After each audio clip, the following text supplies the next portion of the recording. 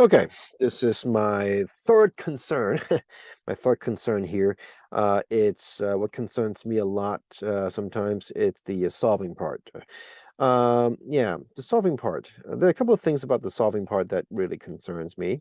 Now, with questions like number two, I think I can rest assured that I can assume that people would know how to do it because they know how to factor. But sometimes simple questions like number one could trip them up. Yeah, I'm not sure if you know how to do number one. I hope you do. Number one's really easy.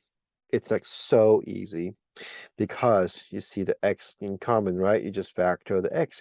But sometimes, students are so used to seeing all three terms.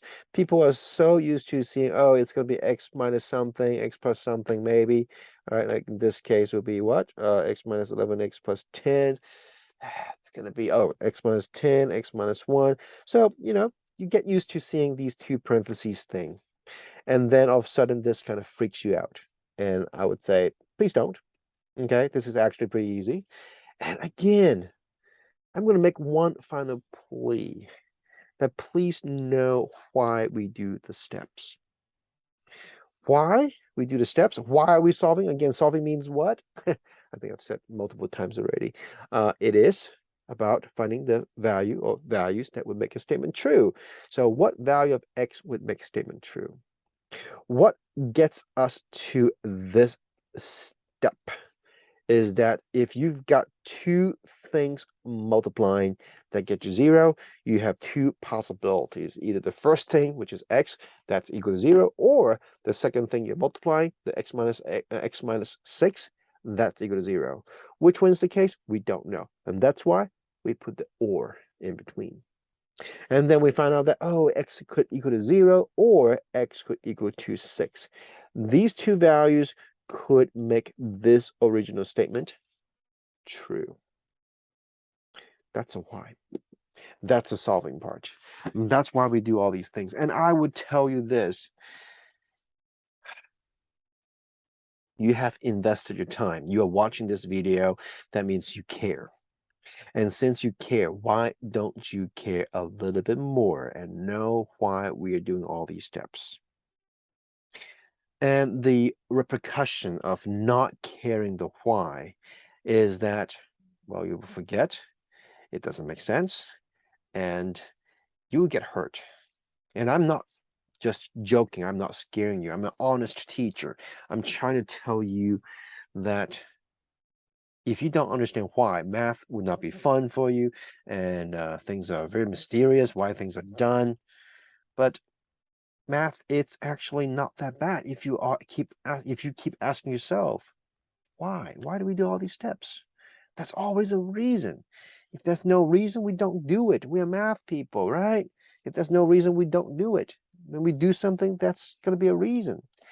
So please, please, please ask yourself, do you know why?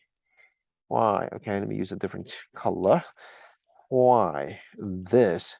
Okay, when you factor it, and how come we set things individually equal to 0? Why?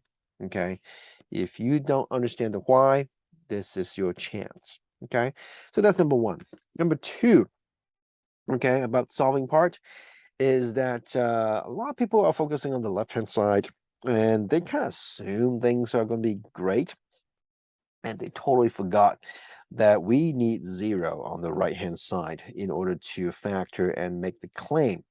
Okay, when we say, oh, x equal to 0, x minus x equal to 0, because we need the 0 to make a claim that, oh yeah, because you have two things multiplying, that's equal to 0, we can at least make a statement that either one of these two would be 0. But for questions like number 7, then some people are not really paying attention that it is not 0 on the right-hand side. And what do?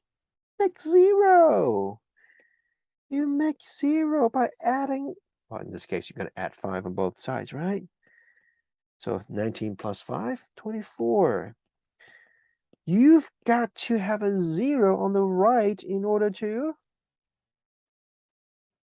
solve, because our claim requires that 0. And again, just like what I said earlier, if you don't know the why, if you just don't know the why, then it's going to be a mess, okay?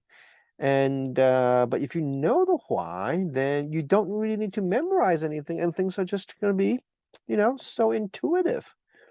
Okay, why do we need to set it equal to 0? Because that's what you need to make a claim. If it's not 0, you cannot make this claim. You just can't, because that's no definitive thing you can say if it's not 0. Okay, so that's my second comment about solving. Okay, same thing with here. So the final 3 questions, okay, that's what I want to bring to your attention. It's not equal to 0.